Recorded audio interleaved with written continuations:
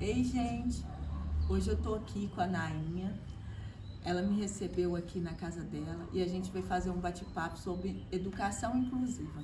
Nainha é uma das pioneiras aqui em Coronel Fabriciano na educação inclusiva e eu vou estar aqui tendo um bate-papo com elas para poder levar um esclarecimento maior para vocês. E aí, Nainha, conta um pouquinho pra gente da sua história aqui em Fabriciano. Minha história, cada um tem sua história, né? E a minha história realmente é aqui em Coronel Fabriciano. Nascida e criada aqui na região. Nasci em Timóteo e mudamos para aqui, para Coronel Fabriciano, nessa mesma casa onde nós estamos, né? Há mais de 60 anos.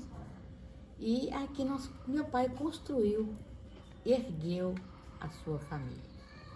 Fez um alicerce firme, né? E nós, filhos, conseguimos, mesmo na simplicidade de vida, na luta de cada dia, ele conseguiu que cada um de nós estudássemos, formássemos e dessemos o melhor para a nossa família, para a nossa comunidade, para o nosso povo. Então, a formação biológica, a formação religiosa e a formação acadêmica foi a base dos meus irmãos. A minha formação acadêmica, desde o meu primeiro aninho, acho que todo mundo começa sua formação lá atrás, né? Hoje se começa com uns 4 anos. Ali começa a sua formação acadêmica, quando você tem o contato, né, com as letras, com as palavras, com as frases, com os textos, com os livros, né? E a gente vai crescendo. Eu fui crescendo aí neste mundo, né, acompanhado por bons professores, pelo suporte da minha família, conseguindo vencer todo o ensino fundamental, conseguindo fazer o ensino médio com muita dificuldade, porque na época eram poucas vagas, mas você tinha que fazer um tipo de um pré-vestibular para você entrar no ensino médio, né? Depois foi ampliando, depois foi tendo direito para todo mundo. Hoje a gente agradece o ensino médio ser obrigatório para todos, né? Para todos, né? Conseguindo fazer faculdade, na minha época era o particular mesmo. Hoje a gente tem toda essa chance, né? Do Enem, do ProUni, né? Então as pessoas têm direito a ir a uma faculdade, a chegar a uma faculdade, como os meus sobrinhos chegaram, né? E a minha profissão veio a partir dos estudos, né? Comecei a ser, quando eu fiz o curso de magistério, fui trabalhar nas escolas como alfabetizadora. E é muito interessante esse processo da educação inclusiva. E lá no início da minha carreira profissional, quando eu comecei a alfabetização, que trabalhava com aquelas crianças com mais dificuldade de aprendizagem, e a gente tinha que criar formas de trabalhar com elas, é que eu fazia. Ali já se fazia o processo de inclusão sem a terminologia inclusão. Era inclusão, mas ainda não tinha um nome. Não, a gente não fala para o processo de inclusão. Inclusive, a gente falava assim, turma especial. Turma especial. Hoje a gente tem, né, a inclusão da escola, da criança na escola. Ela não vai para uma turma especial, ela vai ser incluída no processo educacional, né? Hoje é muito interessante. E realmente eu ampliei toda a minha formação em cima de trabalhar com as crianças e com o adolescente com essas dificuldades, né? Depois trabalhei no curso de magistério, voltei depois, né, atuando na rede municipal como a equipe da Glória, que ela era secretária de Educação, e o meu compromisso lá, junto com Glória, era justamente trabalhar o processo da inclusão. Aí sim, ele veio tomar uma outra forma para mim, porque a inclusão, você tem que entender o que é a inclusão, como que ela acontece e como você vai fazê-la acontecer. As literaturas vai te trazendo muita teoria, né? Mas não era o suficiente. Foi preciso participar de muitos seminários, de muitas conferências, voltar para a faculdade, fazer cursos especializados. E à medida que a gente ia buscando, a gente ia transmitindo para a equipe da secretaria, para os professores de apoio, para os MAPEDs que estavam chegando, né? Que até então não existia esse profissional, eles estavam chegando, precisava dessa formação.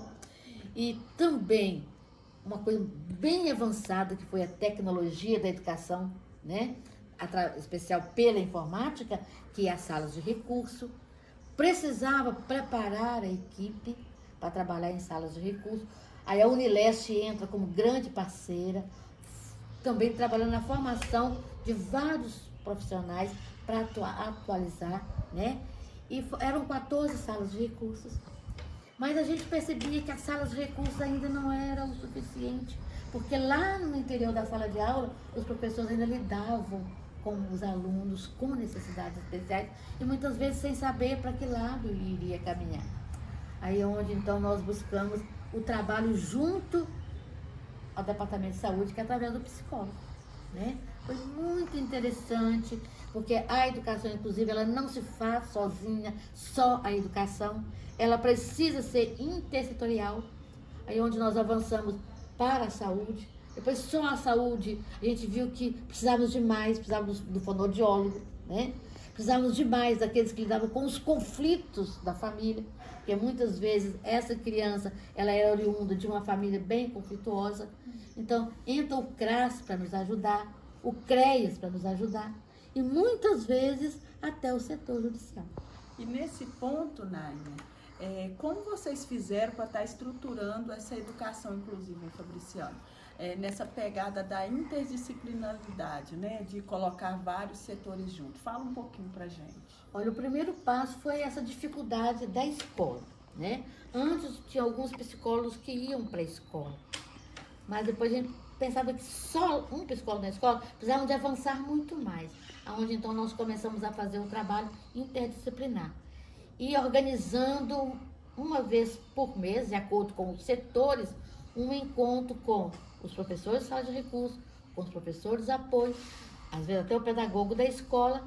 Nós fazíamos um encontro com o psicólogo, onde o fonoaudiólogo estava presente, o pessoal do conselho tutelar estava presente e muitas vezes até o departamento do juizado também estava presente, dependendo do caso que ia ser tratado. Ali se discutia, se conversava e fazia os encaminhamentos. Então, os matriciamentos, eles acontecem até hoje, né?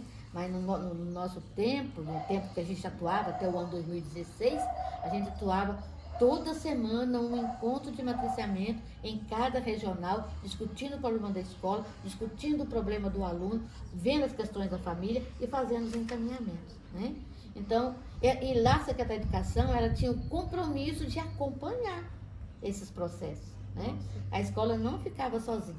Além disso, dependendo da situação, o professor precisava de alguma formação, o pedagogo, né, o AMAPED, então aí nós iríamos fazer os encontros de formação. Fizemos vários seminários, né, participamos de vários fóruns, então muitos estudos foram feitos para a gente ficar realmente inteirada da parte teórica, né, que a literatura está trazendo para a gente, e como é que a gente vai estar trabalhando. Tanto que os professores de sala de recurso, eles começaram então a se preparar e se organizar a montar o PDI, onde registra toda a história da criança, da família, dos especialistas que trabalham com eles, porque em cima do PDI você vai traçar o processo pedagógico para aquela criança, que muitas vezes o trabalho tem que ser individualizado. Aquela criança que está incluída lá na sala de aula, às vezes o trabalho tem que ser diferenciado. Se o professor vai dar uma avaliação, às vezes a avaliação dele tem que ser diferenciada, né? Às vezes ele vai responder tudo aquilo oralmente, às vezes ele não vai responder por escrito, né? Então, com uma conversa com a criança, o professor avalia, né? Pequenos textos, música, dança. Então, quando ele assiste um filme que ele agrada, ele sabe contar, e o professor pode buscar, né, daquele filme que conhecimento tem essa criança, né? Esse adolescente. Então, é através desse movimento intersetorial que a gente consegue fazer uma verdadeira inclusão. Porque a inclusão, volto a falar, ela não é isolada, ela é um conjunto, né, de profissionais, né, de parceiros que discutem e analisam o caso de cada criança, de cada adolescente, diagnostica, faz o diagnóstico e analisa com os especialistas. Porque só o professor não dá conta, só o MAPET não dá conta, só o pedagogo não dá conta. Vamos analisar junto e muitas vezes a família tem que estar junto, porque ela que conhece mais os filhos. E traçar uma meta, uma estratégia de como agir, né? Você tocou num ponto muito importante, que eu, como mãe de duas crianças, né, neurodiversas, Gostaria de prolongar um pouquinho mais aqui nessa questão da participação da família. Você, como educadora há vários anos, né? O que você vê de positivo nessa parceria de família e escola? Olha, quando nós começamos esse trabalho além da escola e família, e que a família dessas crianças, desses adolescentes, começaram a chegar e que nós começamos a conversar, porque os fóruns, o seminário, era também estendido para as famílias. E muitas famílias participaram. Que bacana. É como eles começaram a acreditar mais no seu filho. Parece que a criança com necessidades especiais chegou para a família como um peso, e ele não é um peso. Ele é realmente um processo desafiador? É. A família sozinha vai dar conta? Não. Precisa de ter o suporte de outras pessoas? Sim. Mas ela tem também que acreditar que o filho dela tem um potencial. Tem que descobrir qual é o potencial, né? E trabalhar juntos. Nainha, muito obrigada. Gente, aqui é muito conhecimento, é assunto e experiência para trocar em horas. Mas nesse momento eu estou aqui encerrando a entrevista com a Nainha, muito agradecida. Muito obrigada por ter aberto as portas da sua casa para me receber. E eu sei que as suas palavras vão estar fortalecendo muitas mães, pais, avós, cuidadores de crianças neurodiversas e levando também esse olhar diferenciado também para a equipe pedagógica aqui da nossa cidade fabriciana. Muito obrigada, Nainha. Por nada, estamos aí à disposição e ver esse desafio, né? Porque nós temos muitos educadores, mas na área da educação a gente tem realmente profissional, mas na área da saúde a gente percebe que precisamos de mais profissionais. Ainda temos poucos porque a demanda está cada vez maior, né? A nossa grande esperança é que o Coronel Fabriciano invista também no profissional da saúde.